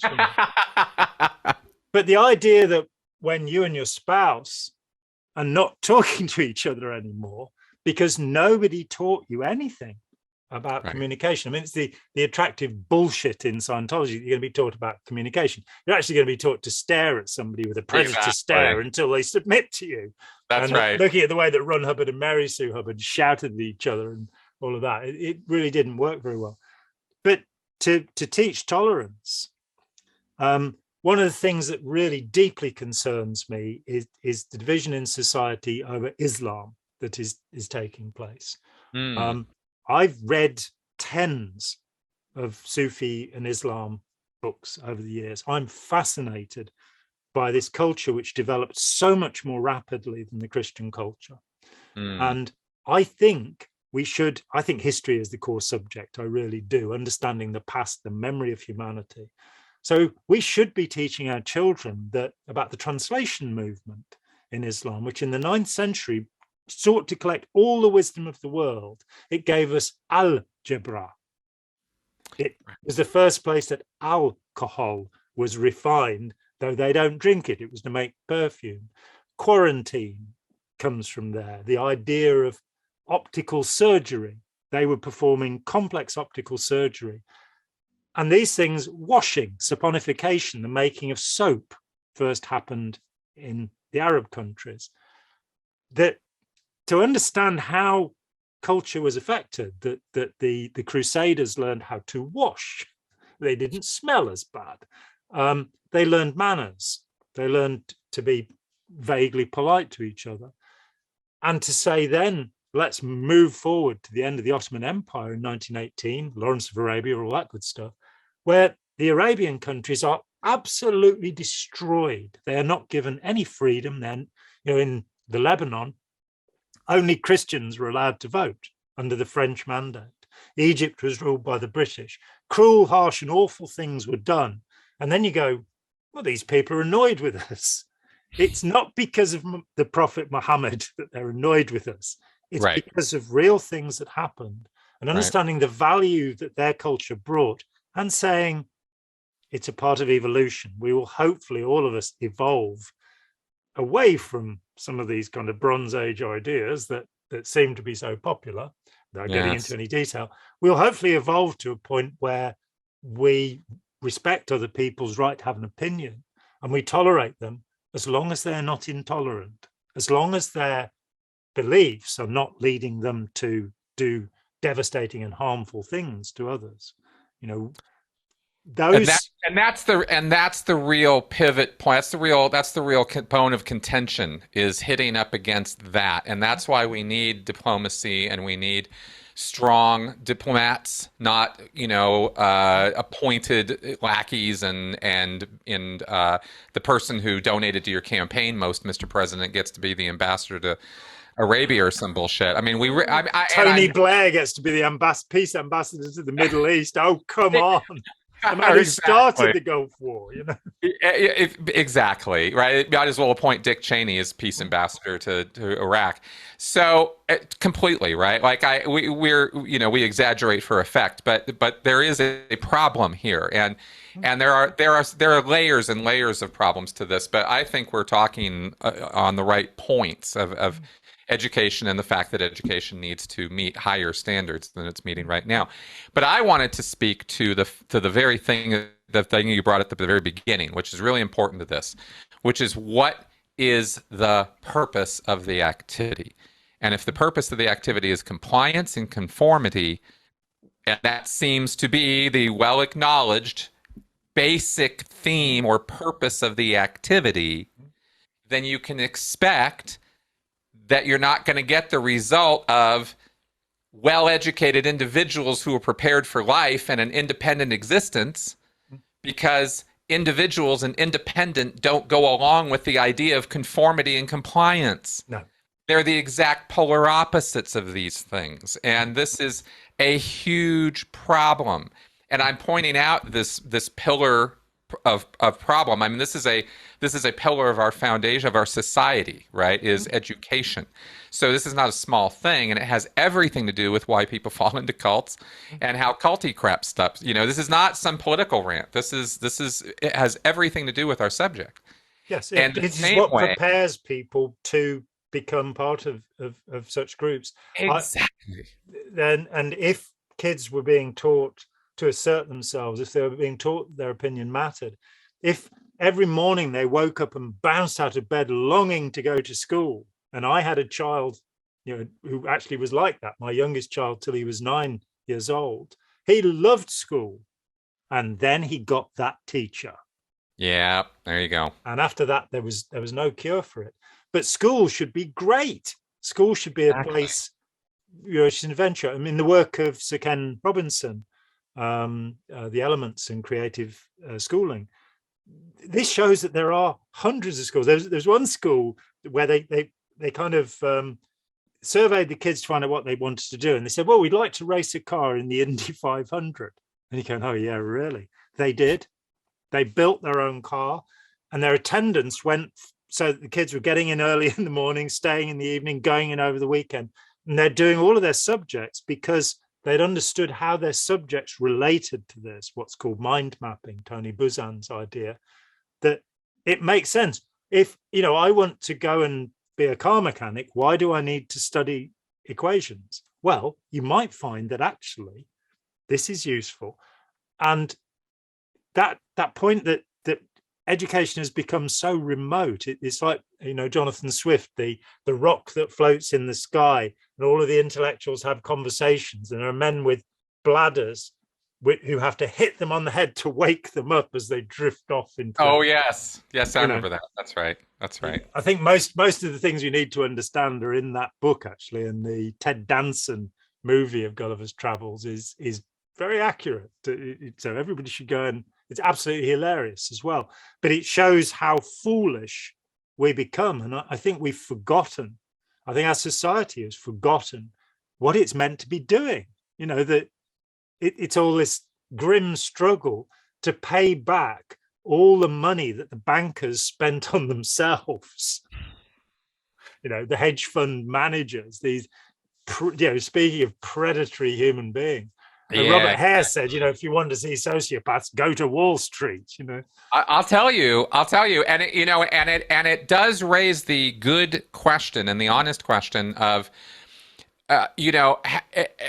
how many of us are electing psychopaths, but then again, how many people who aren't psychopaths are trying to get elected? It's like it's one and the other. I mean, both of these things are a problem to this. It's like we need also, to change maybe some of the aspects of our leadership model. But, this is basically, how we should rewrite the world, 2.0. I wanted to make one final point before we wrap up here, because I know we're going to have to move toward wrapping up in a minute. And I wanted to say this as part of this conversation about predators and the use of and talking about things in a paradigm of predators, human predators, right? We brought up narcissism as a point with benign and non-benign, or malignant. Malignant. That's the word. I was thinking malfeasance. Yeah, malignant, right?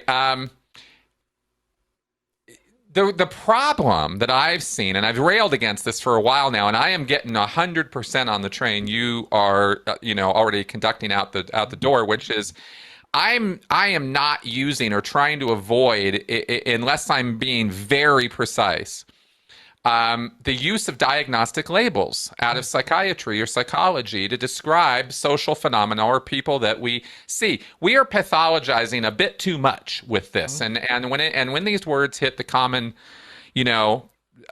discourse, the common conversation, and hit on social media and Twitter, immediately what happens?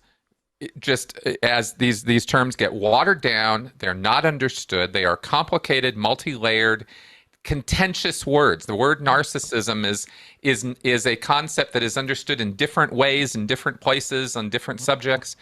And when you go using it in social media as an insult, you're actually saying things you don't totally understand, or you have to dumb it down to your simplistic idea of what it is. And that's not really what it is. And so I'm only harping on this because I think we're doing everybody a favor by getting rid of that kind of dialogue or that kind of vocabulary, and leave that vocabulary to the diagnostic people and to the professionals who actually do get all the nuance of it. We don't have to go there to insult people. Instead, we can use more common and easily understood language like human predator. Everybody immediately gets exactly what you're talking about when you say that. Yeah, and by saying it's not, whether we lock this person in an institution or try and give them therapy or whatever.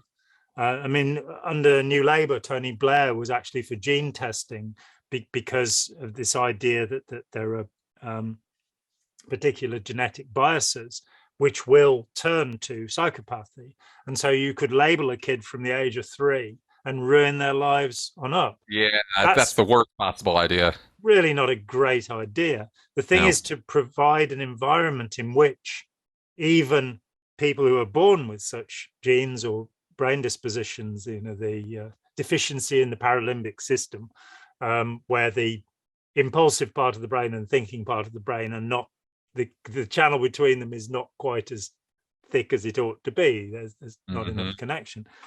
That you create a society that and this has been shown that through compassion and understanding, those traits are less likely to develop. James Right. Fallon, the psychopath inside, he is a brain scientist who runs 2 gene companies, who, seeing a randomized scan of his own brain, said, oh, this is somebody who's got the psychopathic thing, and who is it? And his assistant went, it's you.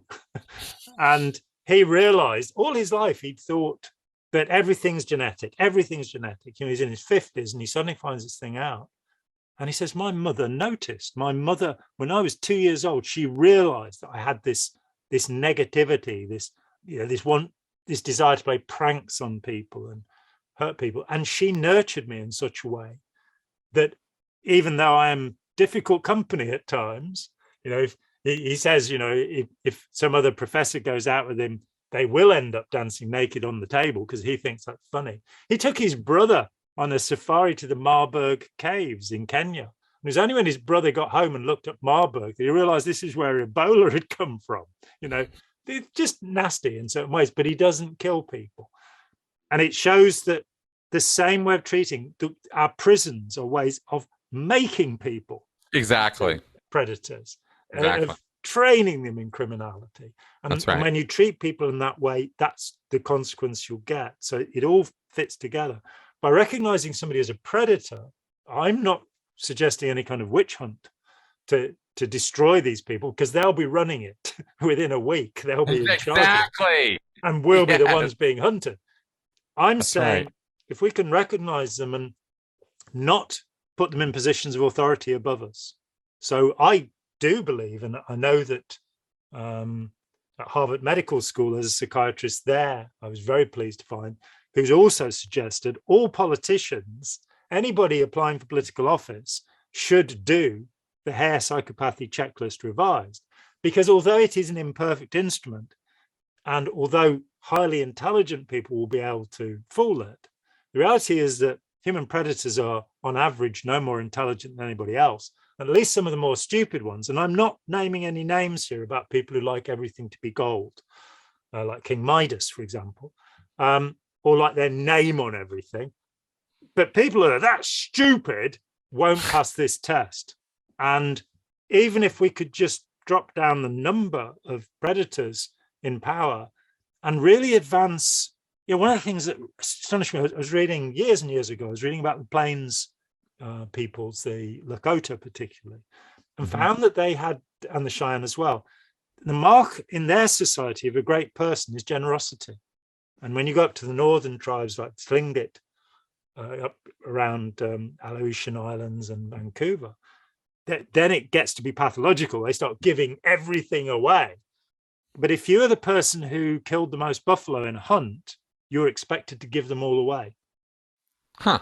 And this is, so of course, Europeans would go into reservations and get all the horses and they'd be given these things because they'd understood this thing. That bias in our culture towards narcissism, well, let's just call it what it is, selfishness. Yeah. That bias towards greed, avarice, cupidity, there's a good word. This is not good for us. We should be looking at, what is good behavior and how do you do it? And how do you get people to behave in a humane way towards each other? And we're not. Instead, and in politics, I hate this. So many people tell me, oh, politicians, how can you tell if they're lying, their lips are moving? Politicians are all corrupt. They have a power gene. There's something wrong with them. They're all narcissists. That's not my experience of life. My experience of life is that most of the people who go into politics genuinely want to help people.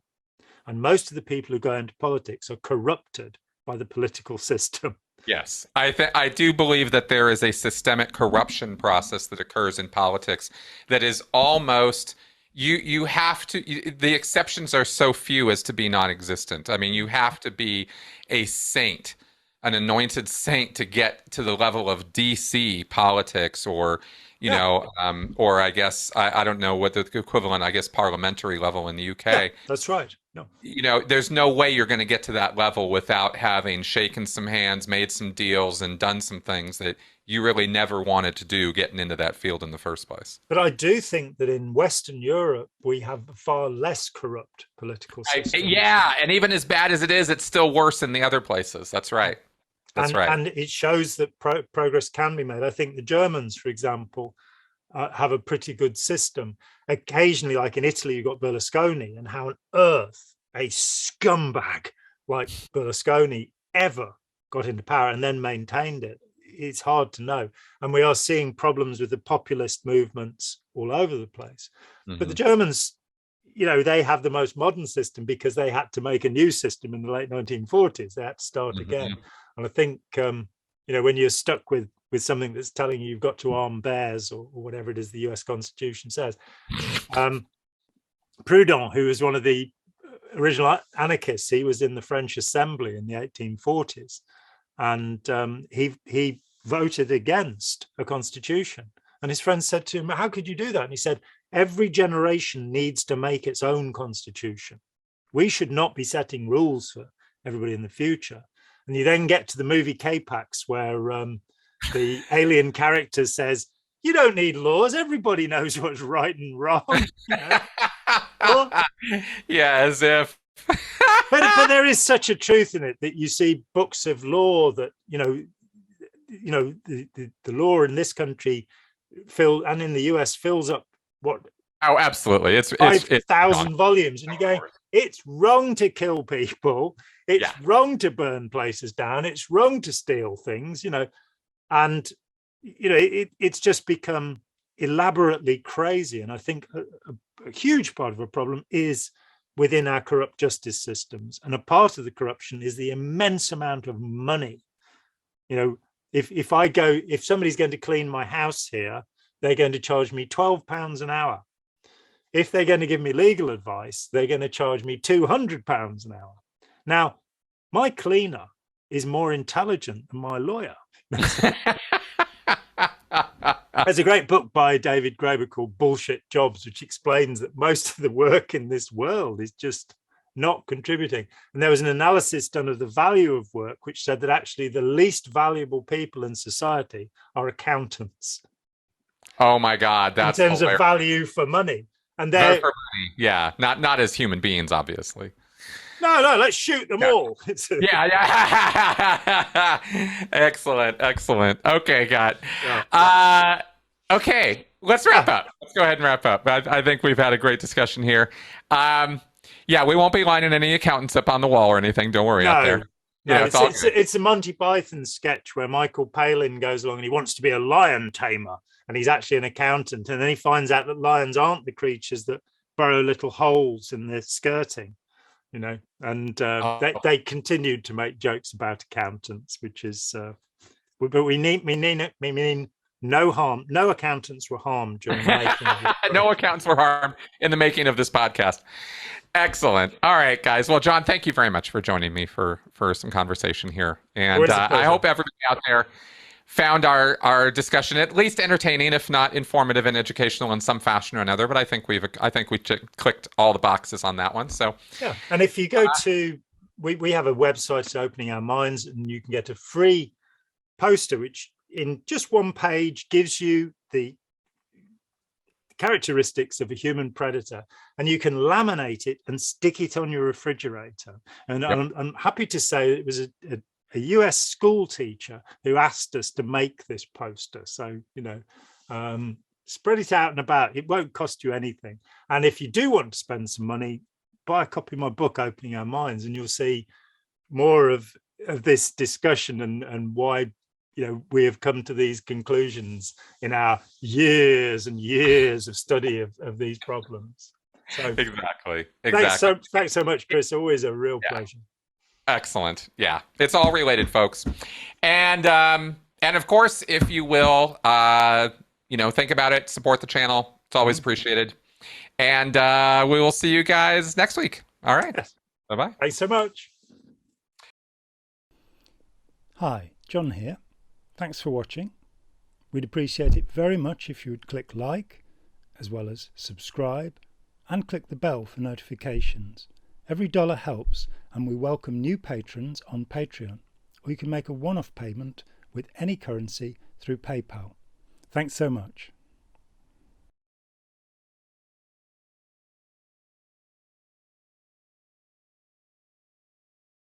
Really, really small. Okay, Earthlings.